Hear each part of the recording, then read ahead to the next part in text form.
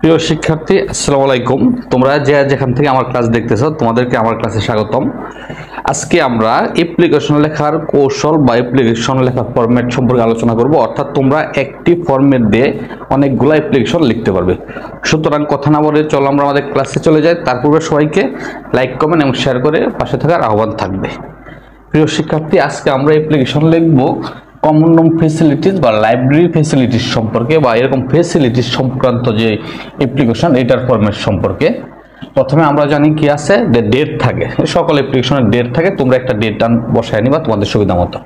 তারপরে হচ্ছে এটা হচ্ছে আমেরিকান স্টাইল। আমেরিকান স্টাইলে ডেটের পরে কি থাকবে, যে প্রতিষ্ঠান প্রধান ওনার নাম থাকবে বা ওনার পদবি থাকবে, দ্য প্রিন্সিপাল বা দ্য হেডমাস্টার। তারপর হচ্ছে প্রতিষ্ঠানের নাম থাকবে এসকে স্কুল অ্যান্ড কলেজ। তোমার প্রতিষ্ঠানের নাম বা তোমার প্রশ্নে যে দেওয়া নাম থাকবে, উল্লেখ থাকবে, ওই নামটা তুমি এখানে ব্যবহার করবে। আর তুমি যদি স্কুলের ছাত্র হও তাহলে কি হেডমাস্টার, কলেজের হলে প্রিন্সিপাল, আর মাদ্রাসা হলে যদি দাখিল মাদ্রাসা হয় তাহলে সুপারিনটেন্ডেন্ট বা সুপার। তারপরে আমি লিখছি মিরপুর, ঢাকা। তুমি এরকম লিখতে পারো, মিরপুরের জায়গায় তোমার উপজেলার নাম লিখতে পারো এবং এখানে জেলার নাম লিখতে পারো। অর্থাৎ তোমার প্রতিষ্ঠান যে জায়গায় অবস্থিত ওটার উপরে ডিপেন্ড করে তুমি কি করবে, এখানে এই তথ্যগুলা দিবে। নিশ্চয়ই তোমরা অবগত আছো বা বুঝো, আমরা জানি। তারপর হচ্ছে সাবজেক্ট। আমরা এই যে দেখো সবগুলো সোজা লিখতেছি, এটা হচ্ছে আমেরিকান স্টাইল, সব কিছু সোজা হওয়া লাগবে একেবারে। তারপরে কি লিখতেছি, লিখলাম সাবজেক্ট, পেয়ার ফর ইন্টারেস্টিং, তারপর এখানে নাম দিবে। পেয়ার ফর ইন্টারেস্টিং কি, কমন রুম ফেসিলিটিস বা library facilities. Common room facilities বা লাইব্রেরি ফেসিলিটিস বৃদ্ধির জন্য আবেদন। অর্থাৎ তোমার কমন রুম আছে বা লাইব্রেরি অলরেডি আছে, কিন্তু এটাতে পর্যাপ্ত বই নাই, বেঞ্চ নাই, লাইটিং সিস্টেম নাই। অর্থাৎ এগুলা বাড়ানোর জন্য, তোমার ফেসিলিটিস বাড়ানোর জন্য, যার সাথে যাতে বসতে পারে, ব্যবহার করতে পারে, এই জন্য তুমি দরখাস্ত লিখতেছ।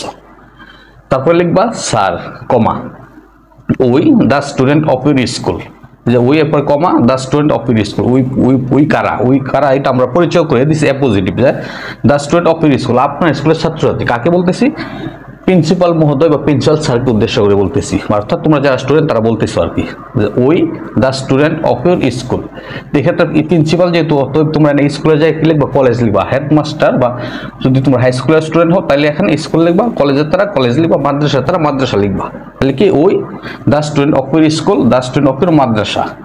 বেগ টু স্টেট দ্যাট, আমরা আপনার কাছে আবেদন করতেছি, প্রার্থনা করতেছি যে উই ক্যান নট এনজয়, বা জানাইতেছি যে উই ক্যান নট এনজয়, আমরা উপভোগ করতে পারি না, দ্য বেনিফিট, উপকারিতা, অফ দ্য স্কুল, স্কুলের বেনিফিটস, অর্থাৎ উপকারিতা যেগুলো আছে এস দিয়ে দিবে এখানে অনেকগুলো উপকারিতা। The benefit of the school, স্কুলের বা কলেজের কি, কলেজের স্কুল কি, common room facilities, library facilities. অর্থাৎ আমরা স্কুল বা কলেজের বা মাদ্রাসার কমন রুম ফেসিলিটিস সুবিধাগুলো কি করতে পারি না, বুক করতে পারতেছি না, পাইতেছি না। The number of the student, ছাত্রছাত্রীর সংখ্যা ইন আওয়ার স্কুল বা ইন আওয়ার কলেজ বা মাদ্রাসা। বলছে the student of, the number of the students in our school, আমাদের স্কুলের ছাত্রছাত্রীর সংখ্যা হ্যাজ গ্রেটলি ইনক্রিজড, ব্যাপক পরিমাণে বাড়ি আছে, রিসেন্ট ইয়ার, সাম্প্রতিক বছরগুলোতে। এই ক্ষেত্রে তুমি স্কুল কলেজ মাদ্রাসা লিখবা। অর্থাৎ আমাদের স্কুলে বা কলেজে বা মাদ্রাসাতে সাম্প্রতিক বছরগুলোতে ছাত্রের সংখ্যা কি হয়েছে, বৃদ্ধি পাইছে।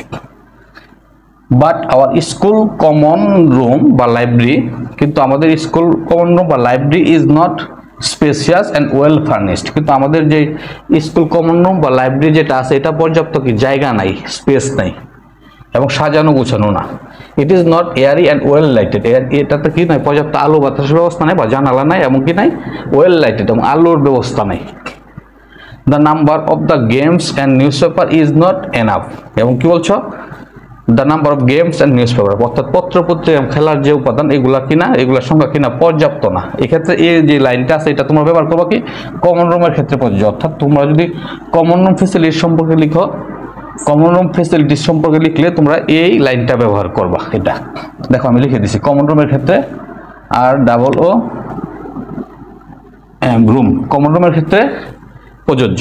তারপর আরেকটা লাইন লিখছি, the number of books is not good, অর্থাৎ বইয়ের যে সংখ্যা এটা পর্যাপ্ত না, প্রচুর না, ভালো না, অর্থাৎ পর্যাপ্ত নাই। এক্ষেত্রে কি, লাইব্রেরি ফেসিলিটিসের ক্ষেত্রে প্রযোজ্য। অর্থাৎ যদি তোমরা লাইব্রেরি ফেসিলিটিস আসে তাহলে তুমি এই লাইনটা বাদ দিয়ে দিবা আর এই লাইনটা ব্যবহার করবা।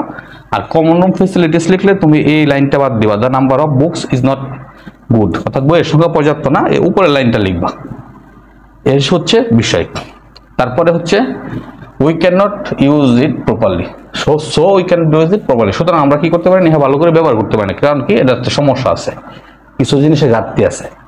তারপরে লিখলাম কি মে উই, কমা দিলাম, therefore pray and hope that you. সুতরাং অতএব আমরা কি করব, আশা করব এবং প্রার্থনা করব, আবেদন করব যে ইউড বি কাইন্ড এনাফ, আপনি যথেষ্ট সদয় হবেন, আন্তরিক হবেন, টু টেক ইফেক্টিভ স্টেপ, প্রয়োজনীয় পদক্ষেপ নিতে, টু ইনক্রিজ কি কমন রুম ফেসিলিটিস বৃদ্ধি করতে, অর্থাৎ কমন রুম ফেসিলিটিস বৃদ্ধি করার জন্য আপনি কার্যকরী পদক্ষেপ নেবেন, অ্যান্ড অবলাইজ দ্যার, এবং আমাদেরকে কৃতজ্ঞ করবেন, বাধিত করবেন, অর্থাৎ আমরা খুশি হব। এই হচ্ছে বিষয়। তারপর হচ্ছে ইউর ওবিডিয়েন্টলি, আপনার অনুগত বাধ্যগত ছাত্রছাত্রী যারা তাদের মিন করছে, your obediently the students of, প্রতিষ্ঠানের নামে তোমরা উল্লেখ করে দিবে, যার যার প্রতিষ্ঠানের নাম বা প্রশ্নে উল্লেখিত প্রতিষ্ঠানের নাম। তুমি এখানে উল্লেখ করবা কি, the student of SK school and college, অথবা মাদ্রাসার নাম বা কলেজের নাম। প্রিয় শিক্ষার্থী, আশা করি তোমরা এই গ্রাফ চ্যাটের মাধ্যমে উপকৃত হবে। তোমার ওদের প্রতি আহ্বান থাকবে, লাইক কমেন্ট শেয়ার করে পাশে থাকবে। ধন্যবাদ সবাইকে, আসসালামু আলাইকুম।